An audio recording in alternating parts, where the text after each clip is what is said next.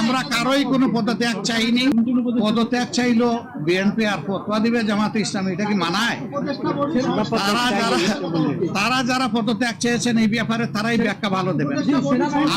আমরা কারোই কোনো পদত্যাগ চাইনি এবং এই সময় আমরা যখন ওই রকম প্রয়োজন অনুভব করব তখন আপনাদের মাধ্যমে জানাই দেব। এই যে অস্থিরতার অবস্থা বিরাজ করছে, আপনারা আমরা আশাবাদী কতটুকু দূর হবে মনে করছেন? পুরাটাই দূর হবে ইনশাআল্লাহ। উনি ডেকে এইটুকুই বলেছেন, দেশ আমাদের সবার, আমি অবশ্যই অর্থবহ সুষ্ঠু স্বচ্ছ একটা নির্বাচন দিতে চাই, আমি যেন তেন কোনো নির্বাচন দিতে চাই না। এবং তিনি আমাদের কথা মনোযোগভাবে শুনেছেন আর বলেছেন যে আপনাদের পরামর্শগুলা আমি প্রয়োজন মনে করি, আপনারা যে পরামর্শ দেবেন অবশ্যই আমি এগুলা কনসিডারেশন নেব, অন্যদের কথাও আমি শুনবো। এবং আগামীকালকেও তিনি আরো অনেকগুলা দলকে দাওয়াত দিচ্ছেন, তাদের কথাও তিনি শুনবেন।